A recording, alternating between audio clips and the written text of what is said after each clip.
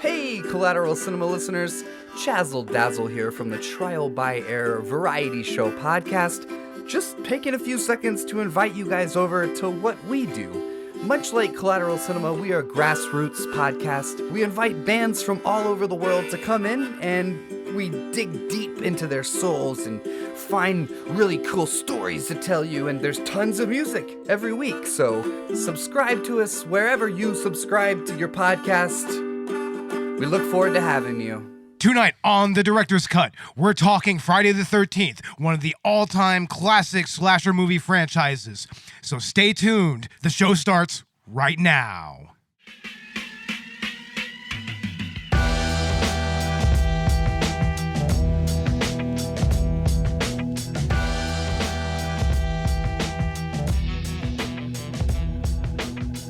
Welcome to Collateral Cinema Director's Cut. I'm Bo Maddox. I'm Robert Ortegon.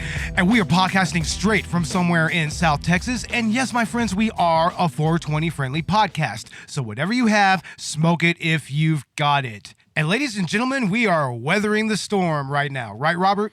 Oh, yeah. Trying to get through it if we can. I don't know. Yeah, we're kind of in the middle of some severe weather, I guess. It's kind of passed over for the most part. Yeah. Tornado, flash flood warnings everywhere, right? Yeah, but here we are on the mic, podcasting, doing the damn thing, right? On a Collateral Cinema Director's Cut. During the COVID-19, we have to still. Yeah, pretty much. We're still essential somewhat. Oh, we're very essential. Are you kidding me? We have to be. Yeah, without a doubt. And we are actually doing something a little different on the show again. We are going to do a full franchise deep dive analysis for one of our all-time favorites when it comes to the slasher horror genre. And that is, of course, the immortal Friday the 13th. Robert, this is a series that means a lot to you, right? Yes, it does. Ever since Blockbuster was a thing, you know? Oh, man. I remember seeing all the Friday the 13th boxes on the horror sections at Hollywood Video or Blockbuster Video. That was the first thing you did. You went to the horror section, right? I did the same thing. And that's pretty much the same with any video store, be it one of the old chainy rental shops like Blockbuster or Hollywood Video, or the little mom and pop places like my little place was Latest and Greatest Video in San Antonio. That's what my parents and I would go to whenever we would go and have a weekend at my grandmother and my grandfather's house. Rentals was a thing. Get your popcorn, get your game, get your whatever movies you're gonna rent. Oh yeah, and you know that we had to get a game as well. I mean, that was just tradition. New Xbox games were like a big thing back then, right? Well, in my time, it was Super Nintendo and Nintendo games, of course. I remember having to rent a console at one time. Yeah, I think I did that with an Xbox at a Blockbuster. It was probably over the new Spider-Man game that was the Tobey Maguire one. Yeah. But anyway, tangent over. Let's get into Friday the 13th. How about that, Robert? Yeah, let's go ahead and do it. All right. The very first movie, the one that started it all, is quite possibly the one movie out of the series that is very much the odd man out. Like starting out, right? Yeah. I mean, the first Friday the 13th. Do we want to go in that? Because that sets the standard. Yeah, that's what we're going into right now. That's set the standard for the slasher genre for the 80s. Yeah, I mean, Halloween did come before it, and there's quite a few tropes that were actually established via that movie, but yeah, it was. This series pretty much sets its own standard when it comes to tropes, right? Yeah, because it practically came out every year. There was a Jason movie every year, right? In the 80s. Yeah, especially during the 80s. And I mean, a lot of the tropes that we see in slasher movies that came after this, they were pretty much set here. Like, for instance, you had the Crazy Ralph character, the kooky old man who's the doomsayer. That's kind of a trope that has been repeated in other movies. We'll call him Dave too. If we can. That's after one of our coworkers. He's there's a Dave in every Friday the 13th. Yeah, he's a character, and he could definitely play a Crazy Ralph. That's like one of my favorite parts of the movie, really, is Crazy Ralph. I mean, the first moment you see him, he's just like, it's called a death curse. You're all doomed. Doomed. Senile old man, dude. That's funny. I mean, he kind of plays it like an old school sci-fi character or old school horror character, right? Yeah. Going back to the early 60s, probably was Psycho or something. Yeah. I mean, we start with a young girl hitchhiking. She goes into town, and when she brings up Crystal Lake, everybody's just really abrasive towards her. Yeah. And then she ends up being the first victim, unfortunately. Did you see that when she walked into the diner, they were all looking at her like, do you know where Camp Crystal Lake is? Looking at her like Children of the Corn. Like, yeah, you want to go there? What the fuck? Like, why do you want to go there? It's got a death curse. Yeah, and that's where we first see Crazy Ralph, right? Yeah. Doesn't he like pop out of the cabin or something? And he pops out of the pantry, and then he scares the shit out of the counselors, right? Or something. Yeah, but the first time that you see him is whenever that trucker is going to give that girl, the first victim, the ride to Crystal Lake. He's in town riding his bike. Exactly. Yeah, man. It's like, and Dave totally fits that character. That is Dave. Dave is that character. I don't know if Dave will ever listen to this, but hey, Dave, we love you, man. Dave, you are totally Crazy Ralph, man. We need you. Everybody needs somebody like you, though. Everybody needs a Crazy Ralph in their life. I mean, that's the star. Intruders, I mean, that was great. Yeah, but then we get to the actual camp, and we're introduced pretty much to the entirety of the cast right then and there, including the final girl, Adrienne King's character, Alice, right? Yeah, and she would go on into the beginning of part 2, which didn't last really. And is it just me, or does Alice and Steve Christie seem to have a little bit of history together? Huh. I mean, you think that maybe they were kind of sleeping together? It actually put off that vibe. Maybe it was just like a fling or something. Either that, or he's just being a fucking creepler.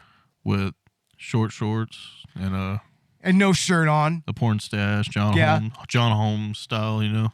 and he's just got his chest and everything all just hanging out there and whatnot. It's like, I got my short shorts cut to where my ball sack are. It's like, 1979 was an interesting time, wasn't it? Crop tops, yeah. Oh my Lord. And I wasn't there, so I wouldn't know. Now, what do you think of the kills in this movie? I wish I had my little pamphlet. We can read that, go off the kill count. Oh, that's right. You have the box set that has all the stats for the movies. Yeah, dude, that is great. Yeah, that's really cool. And the body count that they put in there is pretty interesting. I like that feature. That little pamphlet book I got with all 8 discs is pretty cool, actually. It is. It shows a history, it shows a budget, it shows a kill count, it shows the weapons, and, Yeah, you're right. It's pretty cool. Yeah, it's a pretty interesting breakdown. But back to this movie right here. I mean, the kills were pretty interesting, if a little edited down, because at the time the MPAA really was coming down hard on horror movies. They did that. So a lot of this original footage is lost or it was cut. Yeah. Actually, they released the uncut version. That's what I have on DVD. Oh, really? You do have that. Yeah. I have the full uncut version. I think that you have the regular version on your box set, right? I think it's the regular version. Yours is an uncut. Yeah. Yeah, and it definitely lingers on a lot of the gore and a lot of the deaths and everything. Yeah, and of course, Tom Savini did the gore effects. I think he's pretty much done the gore effects for all the Friday the 13th movies up to a certain point, right? Man, it's brilliant. It's amazing. Yeah. Oh, sheer brilliance, man. I think we were talking about it all the way up to the final chapter, right? All the gore effects and watching the behind the scenes special features, right? Yeah, that was actually fun to do since I finally got a DVD player with a remote. Yeah. Yeah, thank for that. Yeah, and I mean, we were watching the final chapter, though. I haven't really gotten into the special features on the Friday the 13th DVD, but I really like a lot of the characters in this movie. Like, probably more so than any other Friday the 13th, maybe say for Jason Takes Manhattan, which, you know, spoiler alert, is like my all-time favorite Friday the 13th movie. Hands down, for some people. It had a high budget. And Yeah. You know what? It was pretty cool. Yeah. Yeah, but honestly, I mean, Friday the 13th, the original, it doesn't have a really great audience review on Rotten Tomatoes, and the critics' reviews are kind of low as well. It's got a major star, though. Kevin Bacon. Kevin Bacon started in this movie. This is his first movie of his career, right? I think he was in Animal House before the... Oh, he was? I saw him there. No, I did not know that. Yeah. And, I mean, isn't that kind of interesting since, you know, like Johnny Depp, he got his start on Nightmare on Elm Street. Jennifer Aniston's first real role was... Leprechaun. Yeah. Yeah. Came out of a show before that in the 80s. And how do you think Kevin Bacon fares as an actor in this movie? You know, he really didn't get his rise to fame until Footloose. But, Yeah. you know, going in as an actor, I mean, this budget had, like, what, 200,000 maybe? Something like that. I mean... No, 500,000, something like that, right? $500,000. I mean... Yeah. Paltry amount back then. Nowadays, it would be closer to like $1 million, 1.2 million or something like that. At least give somebody $1 million. They could do something with it, you know? Yeah. But And Sean S. Cunningham, he did a lot with this first movie. made it work. He really made it work. And of course, there's the all-time classic spoiler that everyone knows by now, but it was referenced in Scream, and that's the killer is actually Pamela Voorhees. Pamela Voorhees. It was Yeah. Jason. It was Jason. No, it was Pamela Voorhees, it was bro. Jason. I saw that movie. Drew Barrymore. Oh my God. That is a trick question. It is, If but- you really didn't see the first one, you just assume Jason's the killer the whole time. You're gonna get it wrong.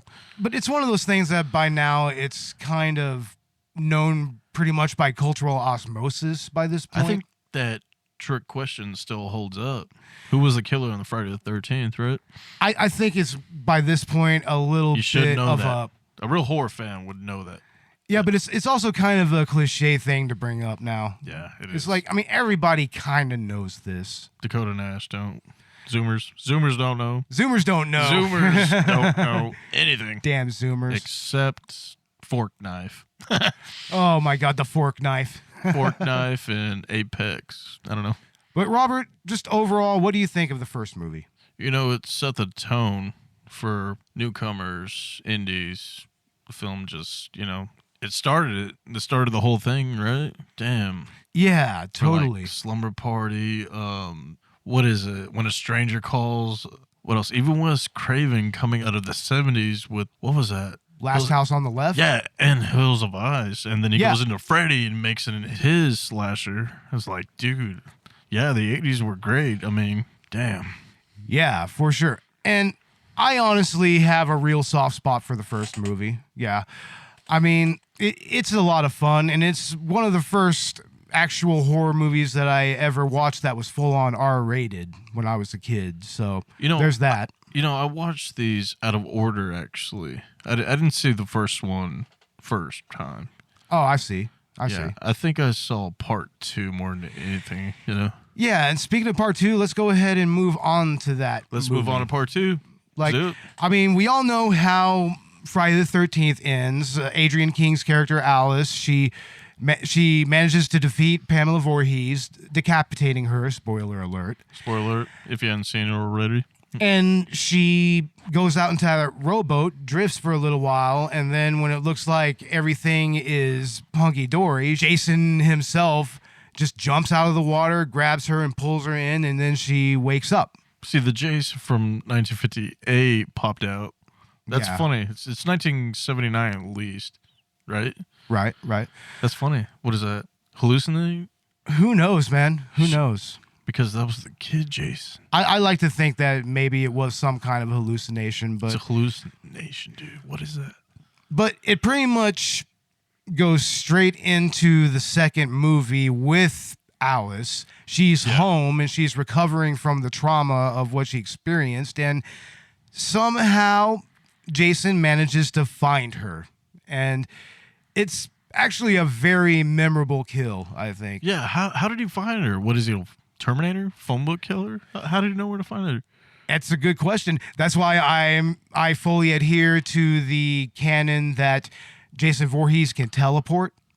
Teleportation. Even back then when he was just a regular dude, it's like he had some kind of powers. So, Michael Myers. I know that sounds incredibly dumb, but in my head, I don't know. That just makes the most sense. No, you're on to something there. Because Michael Myers walks and he still can get ahead. Yeah, I mean, but to be fair, I mean, this is the first time we see Jason. He's not necessarily an undead character at this point. He didn't really drown then. Maybe how did he get he got washed up, then just surviving on his own, you know? Yeah, it's something that's never really adequately explained. Maybe the current took him under and washed him ashore. He didn't really drown, you know? Yeah, I mean, seriously. I mean, that's a huge I don't know if it's a plot hole or not, but he didn't die. I mean, here we are having to speculate as to how the fuck Jason managed to survive and grow up in the woods, and exactly, and also was aware enough of what his mom was doing to, want revenge. Seeking revenge. It's been at least 20 years. She sought revenge as soon as the camp opened, right? Yeah, but I mean, she's dead, and Jason has her head in a shrine at his little shed that he's living out of. You know what I like? I like how these movies pick up from the original ending, like right after the other. Yeah, pretty much all the movies do that, right? Yeah, they do that, so you don't forget what happens. It's like a cliffhanger leading up to the final moment, right? Yeah, it at least attempts to set up some type of continuity. Yeah. And I think it does so rather well in the second movie. And the Jason we have here, he's younger, he has long hair, he's deformed, but he's not zombified. He's got a potato sack over his head. Yeah, he's got a potato sack over his head, which is with overalls and flannel. Right? Yeah, which I don't know. Is that maybe a reference to The Town That Dreaded Sundown? That's what I thought, dude. Yeah, I'm glad you said that. I mean, which movie came out first? The Town That Dreaded Sundown. They came out in the 70s, right? Yeah. Yeah, so it probably would have come out before then. And then The Bay of Blood. Remember, we referenced that because of the kills in part 2 where, like, that's a lot like Bay of Blood. Yeah, of course we're talking about Mario Bava's all-time classic, I guess it's a giallo, I don't know, Bay of Blood.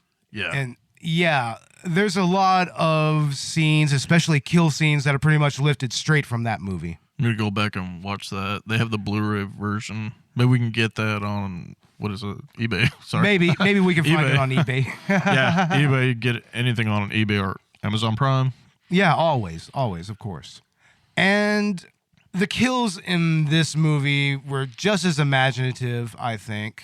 If a bit straightforward. Yeah, because remember, this is the first time you do see Jason and not his mother. So yeah. And in this particular scenario in this movie, are they necessarily at Camp Crystal Lake here? I don't entirely remember. I think it's the same lake, but different campgrounds. Remember they talk about a camp over? Yeah. That killings happened, and then, yeah. It's the same lake, but different campgrounds, even the reboot, right? Yeah, with Jared Padalecki. It's the same lake. But That's somehow, with Jason Takes Manhattan, it connects to the ocean, right? That's what's funny. Yeah, that's something that we'll discuss in the next episode when we get to Jason Takes Manhattan. We'll get there. Yeah, but in this scenario, it's a bunch of counselors, I guess, and they're living in a guest house. I mean, I take it, of some type, right? Yeah, you know what? They really don't actually reopen enough to where the kids come in. I mean, Jason just kills them right the first 2 nights, right? Or something. Yeah, they're literally not even there, like, long 24 enough. Hours. They're not there long enough to even open, or prepare to open. I don't know. Yeah, I mean, I'm trying to figure out how the fuck they could actually think they could get away with opening it after another massacre happened at another camp. at Camp Crystal Lake. But they just keep doing it, though. It's funny. Yeah, I mean, I don't understand that. That's actually something that's kind of comical about the actual setting of this movie and the movies that come after this. It's like, I mean, how many times are they going to try to fuck with Camp Crystal Lake? Maybe until it dries up. I don't know. What are they going to do? Yeah, who fucking knows? Who knows, man? But yeah, all these cancelers, they get together, they have lots of sex, smokes lots of weed. He smells that. He smells premarital sex before it even happens. Yeah, oh, yeah. He can smell the sex in the air. He can smell weed. I don't know. This guy's got powers. And I really do like the ending here because it kind of has a little bit of a parallel to the end because Jason just comes out of nowhere and just grabs the main final girl. Right through the window with the machete still in his shoulder, I believe, right? Yeah. And it kind of has a similar fade out to the aftermath, right? Yeah, you're right. Like she's being wheeled out on a stretcher and she's just like, "Where's Paul? Where's Paul?" I mean, we're to assume that Paul was killed when Jason busted through the window and everything after grabbing the final girl. I don't remember her name. Yeah, it leaves with Jason just like going on a part 3 and shot in 3D, right? Or something. Yeah. So anyway, is Paul dead? He probably. Yeah, Paul is dead, and you want to know who else dies in this movie? Unfortunately, the dog. No. No, the dog didn't die. No, he didn't. No, he didn't. I'm talking about Crazy Ralph. Crazy Ralph. It's like, oh no. It's like, Dave, no. I think he was the first one in the beginning to die, right? Yeah, near the beginning. I mean, he still played his role and everything, and he, warned them about the death curse, but he warned you. But he didn't take his own advice, and he just went out there to spy on everybody for some reason. I don't think he knew that Jason was even alive, though, Oh, but he knew that there was still a death curse there, and that everybody was going to die, and everybody was doomed. The mother put that curse as soon as the drowning happens in 58, right? Yeah. Damn. So, Robert, what do you think about this movie? I think it still holds up to date, man. It's just fun watching them all in order, and just... you can have a watch party with every one of them and just have a good time, I mean, I'm talking about this particular movie. Part two? You know what? I need to watch The Bay of Blood because that's the original. And it is one of my favorites because it is the first one like I've rented from Blockbuster when I first saw it when I was a kid. That and Child's Play, Yeah. I don't know. The Town That Dreaded Sundown thing, that's pretty creepy because I didn't see the Town That Dreaded Sundown until after I saw Jason. I don't know. Killings in Texas were, I don't know. Yeah, I mean, there's a lot of stuff that in this movie that's lifted from other movies, definitely. It is, dude. I barely noticed it. Like the talk of the campfire scene in the beginning, right? That was like the burning. We went into that, right? That's totally the burning. That is the burning. And that's a very, very effective scene, I think. I like that, man. They kind of put like 3 movies into one. And it still comes out as a unique experience. As its own thing, right, too. And it introduces Jason perfectly, yeah. I think. Cropsy. No, I'm just kidding. But on to the third movie, that kind of starts similarly as well. It has a campfire scene, right? And then it also recaps the first 2 movies. Yeah. See, I love the recaps. If you really didn't know what happened, it just picked you up right where it left off, And hey, I'm sure that it was a lot cheaper for the filmmakers to actually, go back, just show some recaps from the previous movies and, So how cheap was Silent Night, Deadly Night 2? Right? That was mostly fucking recaps. Dude, that whole thing was a damn recap. Fuck. Practically. Damn. Yeah, but I like the way that they open this movie. I mean, they have the campfire framing and they have the recaps. And Robert, refresh my memory. In this movie, what is the setup? Like, what is the scenario this time? Remember one of the final girls is trying to get away for the weekend, so she brings all her friends. Yeah. And supposedly Jason was stalking her before that, like in the woods somewhere, and then she wakes up in her bed. And then... Oh, yeah, that's right. Supposedly the final girl in this movie, she encountered Jason years before, and weirdly enough, he kind of looks like an even more deformed and hairless version than what he was in the second movie. Yeah, exactly. Not the whole lumberjack thing. I don't know. Yeah, that's pretty much what you could call him in part 2, right? Lumberjack Jason? I look like a lumberjack or Talon Dread Sundown. Jason, we'll go with that. No, yeah, he's just a lumberjack with the Town That Dreaded Sundown sack over his head. There we go. Yeah, Scarecrow sack from Batman. Yeah, but Robert, the kills in this movie, I kind of feel like they were maybe a little more subdued. Part 3 in 3D. Yeah, see, everything had that 3D thing where it had to pop out of the screen. Yeah, right? yeah. I mean, there's that scene where that homeless dude who's playing the crazy Ralph role. I mean, it's pretty much required to have that character in all of these movies. You need a Dave or a Ralph character. Sorry, Dave. and there's a lot of scenes in this movie where if you watch it in 2D, it's obvious that it was meant to be 3D and it was meant to really kind of be right in your face and everything. Yeah. Like the hot poker. Stick out the camera, the bat, the axe handle, even the stabbing or the chain going through the Volkswagen Bug. Yeah. That was supposed to meant to pop out right at you. Right? Yeah. Right and on. I don't know if you ever seen this movie in 3D glasses. It's just like getting over the fruit roll-up colors. It's just like really weird, dude. Yeah. I mean, old school 3D technology is kind of, I don't know. It's primitive, but I mean, it's interesting. I remember seeing that with like Spy Kids 3 in 3D, but you still have 3D. Yeah. That was, I don't know, man. It was, I don't know. Not a big fan of that. I mean, I think new 3D is better now. Yeah. I don't know. But what do you think of the story of this movie? See, it goes back to the final girl recapping why she's there to begin with. I think she's trying to figure out what happened like a summer before that. And yeah, all her friends start dying one by one, right? Even the stoner characters, you got. Yeah. Oh, those stoner characters, they both have matching bongs and they're smoking in the back of the van. They're cheesing it up in the 18 van. We'll call that. We need to get one of those. Yeah, an 18 van, totally. Put a Collateral Cinema logo on it. That'll be our Wheels on the Road. Or the tour van. That'll be the touring van. We're tour podcast. Whenever this COVID-19 crap goes away. Take it on the road. You know, yeah. But how about the kills in this movie? Like I said earlier, they're a little more subdued. I mean, of course, the MPA was going really, really chop happy with movies like this.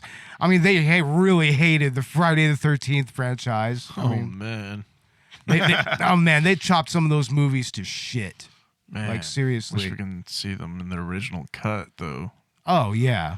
But the ending of this movie is interesting because the final girl finally realizes that Jason is the man that attacked her all those years ago. Yeah, as soon as he takes off Shelly's mask, or she hangs him, right? Yeah. From the bar.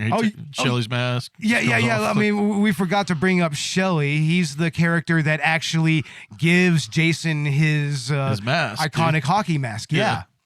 It's like that's actually a pretty important moment in this entire series. Yeah, he's the Joker who just played the pranks on everybody. Nobody took him serious until, he was finally dead. And, even at that moment, his friends are just like, come on, Shelly, get up. Don't fuck around. That was funny, though, because it looked real enough when he started doing all those pranks. Oh, definitely. That's an asshole, dude. That's total asshole. And he's like wondering why nobody wants to hang around him. It's like, he's part of the group of the friends, but he's obviously the black sheep of the group of friends. Like, you don't have to do that, man. Everybody likes you. You don't have to do that. I don't know.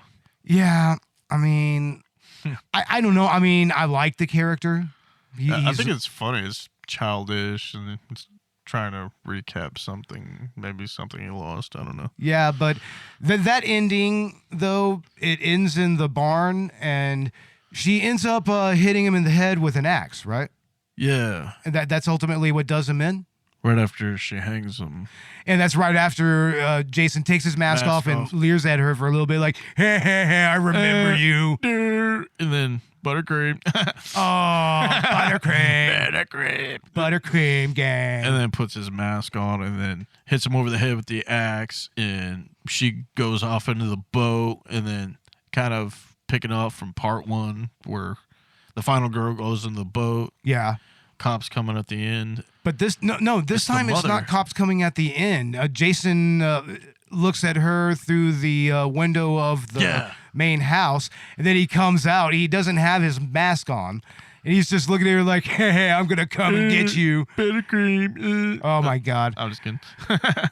And then Pamela Voorhees comes out of the lake. With so many podcasts out there, shows can get lost in the shuffle. That's why we implore you to check out Too Many Captains. You can find us at amoviepodcast.com. 5 unique takes on Hollywood movies and culture. Find us on Twitter at It's a Film Podcast. Check our intellectual deep dives into theatrical films. Find us on Instagram at Too Many Captains Productions. Unique takes on soundtracks. Find us on Facebook at facebook.com/Too Many Captains Productions. Find us at amoviepodcast.com on Spotify, Apple Podcasts, and Google Play. That's the part where it's like, what's going on? Yeah, it's kind of a little bit of a mindfuck because for one, she's not decapitated. She's just like from the original.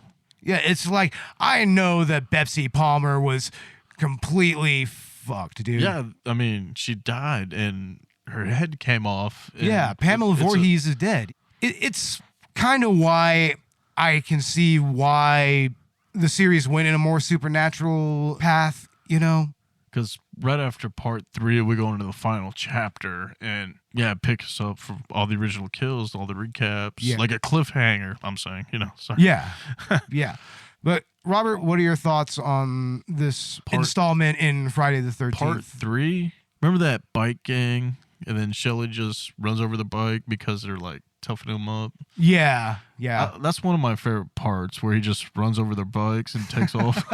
What an asshole. Yeah. I mean, of course he's going to do that to the bikers. I mean, right? That was kind of an accident. He didn't back up into their bikes and then throws down his tall boy and then gets his chain out, dude, and just he punches out the window. And it's like, dude. He tries to fuck them up. Yeah. And then he just follows them the whole time, takes the gas out. I think they were planning on setting the barn on fire or something. What were they doing with all that gas? Oh, who fucking knows? Right? Yeah, I think they were going to actually set the barn on fire. Commit arson. Right? Yeah, they were going to straight commit arson. They were going to burn that. Yeah. Well, I mean, we didn't get to see that happen because Jason killed them. Yeah, well, I don't know. I mean, obviously they were there to do some malfeasance. I think, they're going to burn the bar down. Anyway, moving on. To Part 4. Final chapter. The final chapter, which we actually just watched not too long ago. Yes, we did. We saw the deleted scenes, the uncut scenes, the bloopers. Yeah. There's some interesting outtakes to this movie. Corey Feldman. Yeah, and this is where Tommy Jarvis is introduced. The Jarvis. Probably the closest thing to an actual main protagonist that this entire series has. The only character that you feel for in any way. Yeah. And he ended up having a trilogy of movies. At least 3. That we know of. Yeah. It's the Tommy Jarvis trilogy. We call it that. People should know about that.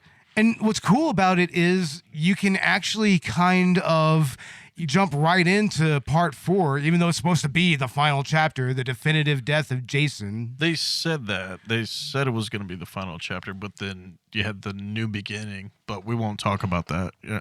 Yeah, I mean, I think that this is probably the most enjoyable of the Jarvis trilogy.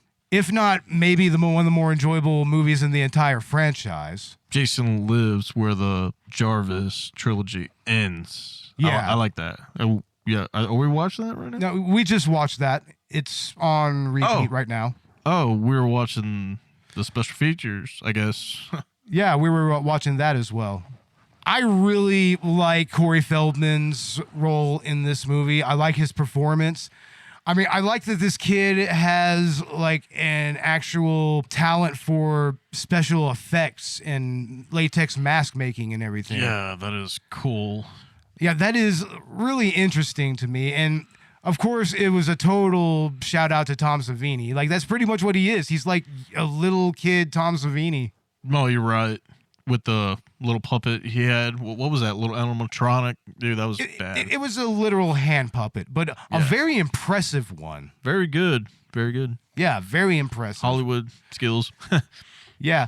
And the setup for this movie is, we have the Jarvis family. We have Tommy, his sister and his mom. His mom. I think his mother just recently divorced, right? Yeah, recently divorced. And they're shown as having a pretty standard home life. Like, the daughter and the mom are very close to each other. In the country. I mean, where in do the you country. work? There's no gas stations and no jobs. Yeah.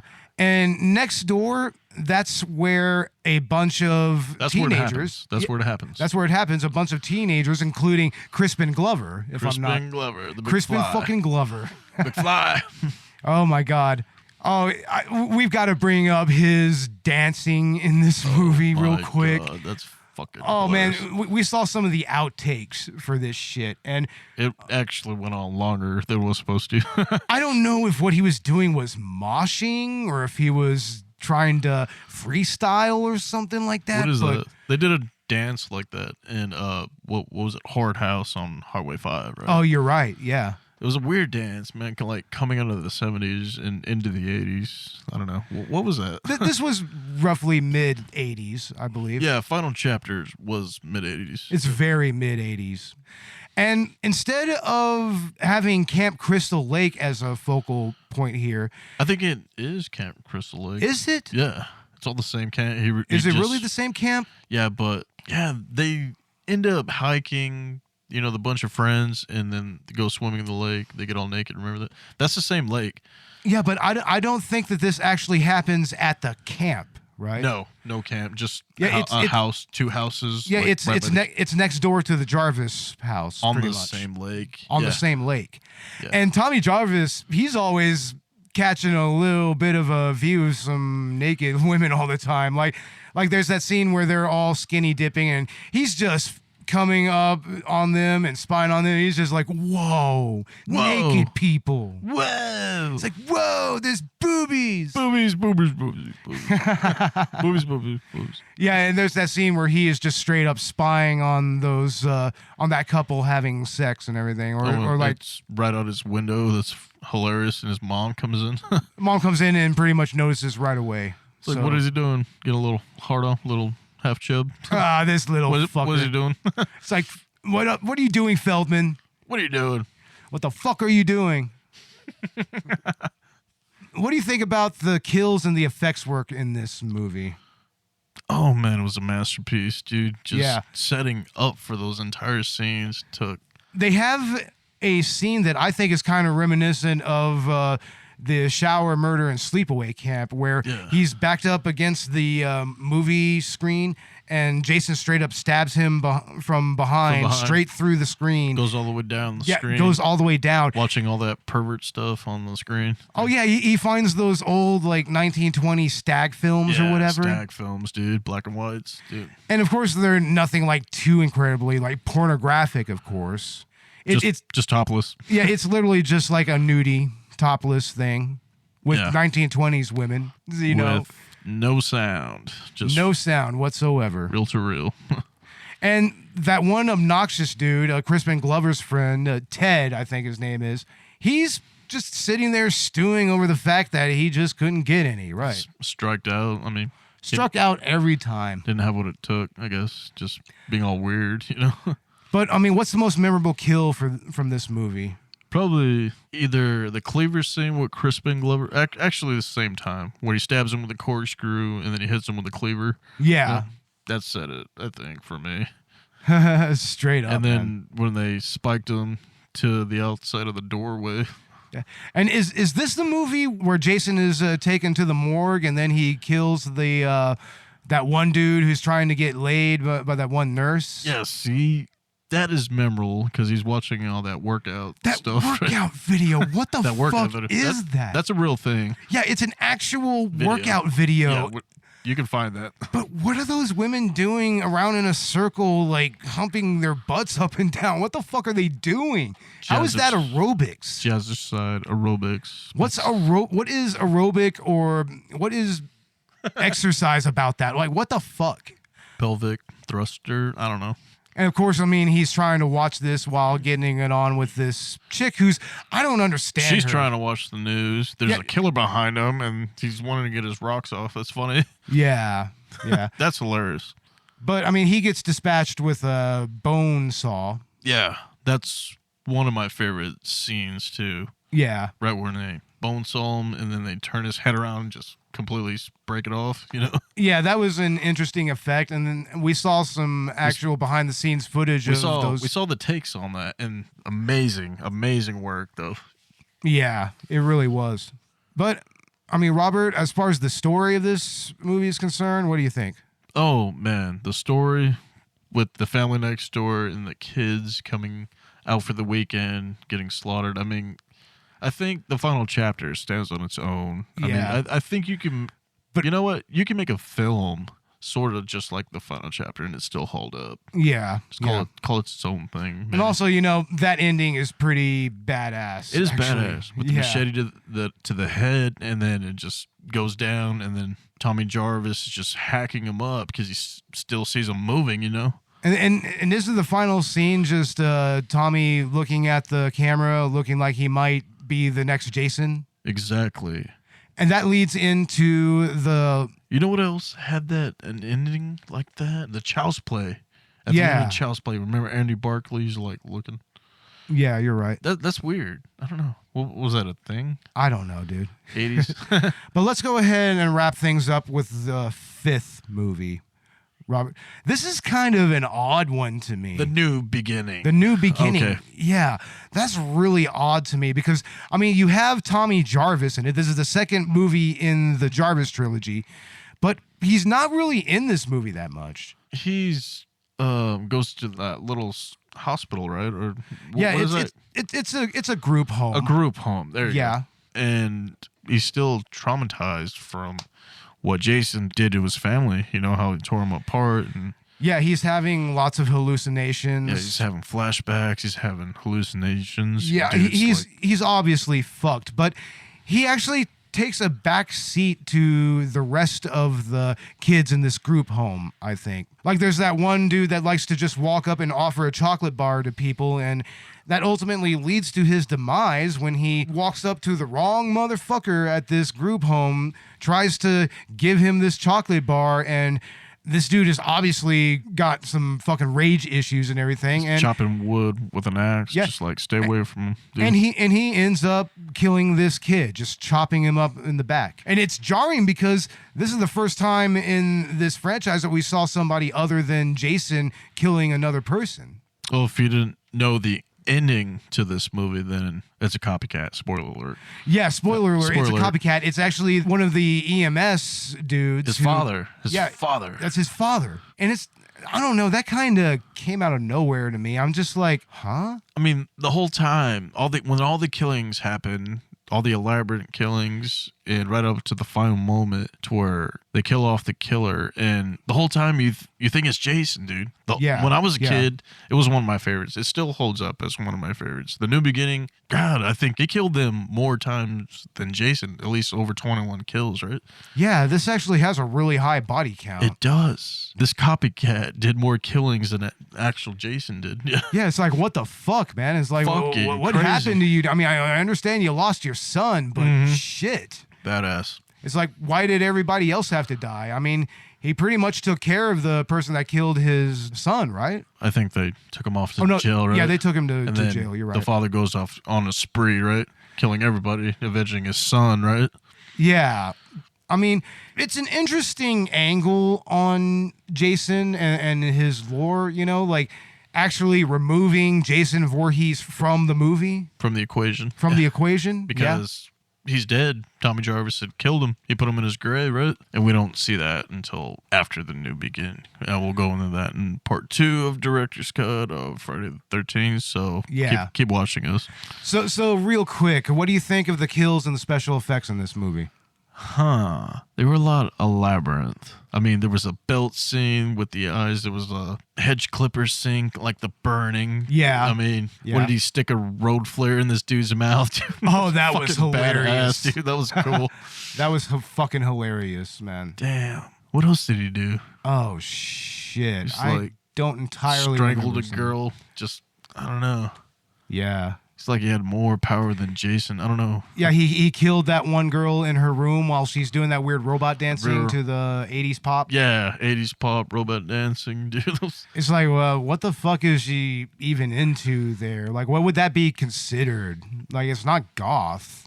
No, what is it? I think she's kind of gothy, but Yeah, goth before goth. I don't know. yeah. She invented goth. But, I mean, special effects in this movie, not really a whole lot to really talk about. I mean, this was another one of those Friday the 13th movies that was really, really chopped up by the MPAA, so a lot of the gore is almost non-existent. Nah, Like, cut away all the good shit. You know, it takes a lot to do that. Why do they cut it all away? I know, it's so much work just put to waste. Mm-hmm. I mean, that's the way that I see it. Fuck all that. But yeah, fuck the MPAA anyways. Bunch of puritanical bastards. Fuck them. But I mean, even though the gore is Tommy a little- Jarvis is karate. He all of a sudden karate came out of nowhere. What did he take karate classes, dude? Yeah, you're right. He Remember? goes full Jason Bourne on people. He's doesn't fucking whipping people's ass. Yeah. Yeah, where the fuck did he learn that shit? Yeah, Jason Bourne, Chuck Norris, whatever, dude. It's Cobra Kai in it. I don't know what he's doing. Yeah, but I mean, what do you think of the story here? I feel that story-wise, I mean, it's got an interesting angle to it. It's at least trying to do something different. Yeah. I And, mean, yeah, you got to give this movie credit for that. yeah, I mean, as far as anybody knew, the final chapter was going to be the last Jason movie. But And it would have been interesting if they would have used the copycat angle to kind of branch off into different territories, maybe branch away from Jason a little bit, a la Yeah. Halloween 3, kind of. kind of its own thing with Halloween 3, but still John Carpenter's story, right? Yeah. I mean, I feel like they really could have taken the franchise to some new places had they have, kept Jason dead after this. They could have. And then he resurrects him in Jason Lives. Yeah. And in the end, how is the Jason copycat dispatched? Right at the end, right? Where the machete fight at the end, where Yeah. Tommy Jarvis pops up at the end. It's a rainstorm. Yeah, he practically hulks out and just fucks him up. Yeah, Tommy Jarvis is trying to remember. I don't know if Jason remembers him, right? They just look at each other for a second, and he's flipping out. Jarvis. Yeah. It leads to a scuffle. And at the end of this movie, you have another allusion towards Jarvis maybe becoming the next Jason copycat. And Exactly. that's probably where they would have taken it, honestly. Yeah, that's what we're talking about. Like Jason or Jarvis being another copycat of Jason or something, right? And that's interesting because they could have actually... They could have gone in that angle. They could have done actually shown how Jarvis would eventually break down and just become Jason. Like, that. Become another copycat, right? Yeah, I mean, exactly, dude. Yeah. by that point, they wouldn't even need to be ambiguous about it. That is badass. When you think of it that way, yeah, I'm glad we're talking about this. Yeah, it's kind of interesting to think about what might have been here had they have just kept Jason in the grave. Yeah. Because the final chapter, they did give Jason a pretty definitive death. They were even saying that, the screenplay writer, the person who wrote the script and everything, he was like, we really needed to use very definitive language here. Exactly. Very definitive grammar to say that Jason is absolutely fucking dead. They wrote the final chapter like it was going Yeah. to be the last one in the franchise. Yeah. That's what they did. And then this movie they were trying to take it in a different way while still having Jason in the movie. Yeah. Well, which is cool. It stands on its own. I mean, some people don't like it, but yeah. I'll always like it, man. It's cool as hell, It's an interesting movie. Yeah. Not my favorite of the Jarvis trilogy, but it's interesting.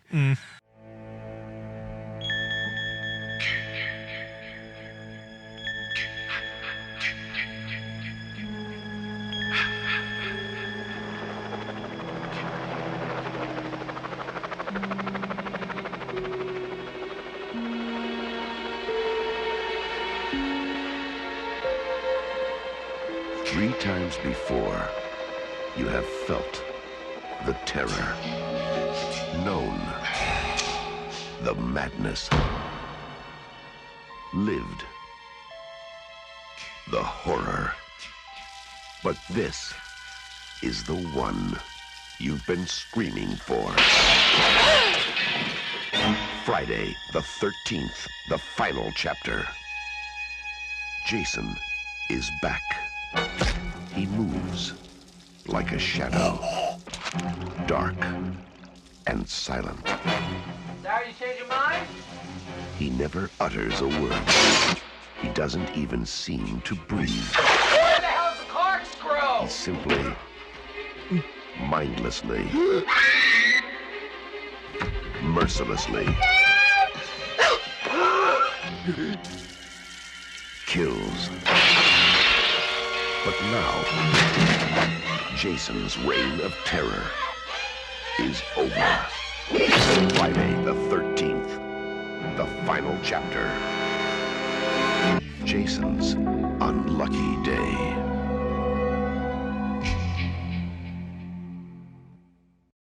But we're going to go ahead and start wrapping things up. I mean, what are your final thoughts on this movie, Jason Lives? We're in the new beginning. Oh, new right? beginning. Oh, We'll fuck talk me. about that. We'll Yeah. pick up on part 2, Jason Lives, and we'll get into that. Yeah. I'm mistaken. God damn it. It's too late. The It's third Jarvis one. We'll get into that. Yeah, the third Jarvis one. That'll be a lot of fun. So the new beginning, you either love it or hate it. And, I still like it for what it is, a copycat murderer and Yeah, it's using it's the very whole interesting. Jason thing. And it's still scary as shit, I mean, you don't know it's not Jason until that final moment. Yeah, it's actually really interesting how they led up to that moment. It's still a psychopathic killer. I mean, Yeah, and he's still using Jason's MO and everything. He's still So, I using mean, the it MO. still fits. But anyway, we're going to go ahead and wrap things up. You can find Collateral Cinema and Collateral Cinema Director's Cut on Podbean, on Apple Podcast, on Spotify, Chill Lover Radio, YouTube, iHeartRadio, and wherever else you get your podcasts. We are also on Patreon and Podchaser. Don't forget to give us a 5-star review on Apple Podcasts and Podchaser so that we can climb up the ranks a little bit. do it. Do it. And yeah, check out our full-length commentaries on Patreon. They start at $1. That's the first tier. that we have. Donate, you cheap bastards. Donate. Yeah. Please donate. It's just $1. Come on now. It starts at $1, and if you want to give us more, you're more than welcome to. Please. And you know what? Send us your film so we can review it. Oh yes, if Do it. you're a filmmaker and you have a movie, send it to us, and we will review it on the director's cut. We don't care. Podcasters, filmmakers, do it. Straight up. And you can also find us on Facebook, Twitter, and Instagram. So with that, we're going to go ahead and close things out. I'm Bo Maddox, I'm Robert Ortegon. and this was Collateral Cinema Director's Cut. Part 2 of our Friday the 13th exploration will be coming after our next Collateral Cinema episode, which is Perfect Blue by Satoshi Kon, and that's going to be really interesting. So stay tuned, and we will see you later. Bye. Part 2.